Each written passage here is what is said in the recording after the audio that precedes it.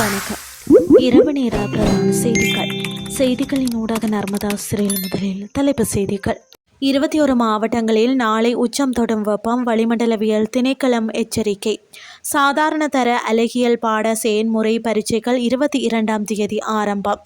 லெபனானில் கடைசி பாலத்தையும் தகர்த்தது இஸ்ரேல். இனி விரிவான செய்திகள்.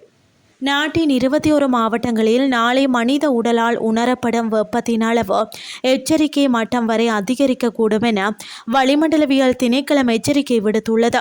வளிமண்டலவியல் திணைக்களம் விடுத்துள்ள விசேட அறிவுறுத்தலின்படி வடக்கு, வடமத்திய, வடமேற்கு, மேல் சப்ரகமுவ, தெற்கு மற்றும் கிழக்கு மாகாணங்களுடன் மொனராகலை மாவட்டத்திலும் இந்த வெப்பமான காலநிலை நிலவக்கூடும் என எதிர்பார்க்கப்படுகிறது.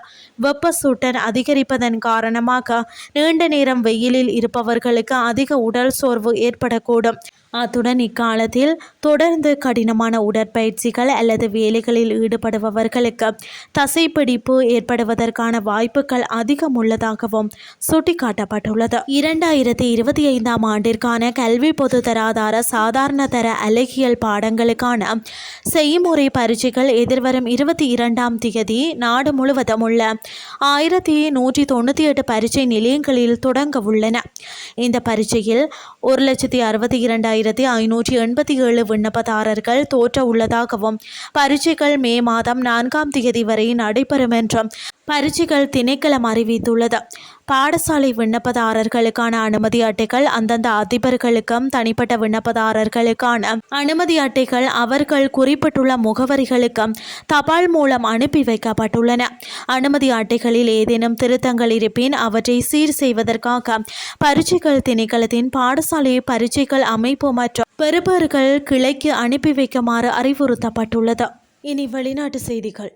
தெற்கு லெபனானை நாட்டின் பிற பகுதிகளுடன் இணைக்கும் கடைசி பாலத்தையும் இஸ்ரேலிய தாக்குதல் துண்டித்து விட்டதாக லெபனானின் மூத்த பாதுகாப்பு அதிகாரி ஒருவர் ராய்ட்டர்ஸ் செய்தி நிறுவனத்திடம் தெரிவித்தார். டயர் பகுதியை சிடோனுடன் இணைக்கும் காஸ்மியே பாலம் அடுத்தடுத்து நடந்த 2 தாக்குதல்களால் முற்றிலுமாக அளிக்கப்பட்டதாக லெபனானின் அரசுக்கு சொந்தமான தேசிய செய்தி நிறுவனம் தெரிவிக்கின்றது. லெபனானின் அரசு உள்கட்டமைப்பை ஹிஸ்புல்லா பயன்படுத்துவதை தடுப்பதற்காக தங்கள் படைகள் அந்நாட்டின் உள்ள பாலங்களை தாக்குவதாக இஸ்ரேல் முன்னதாக கூறியிருந்தது.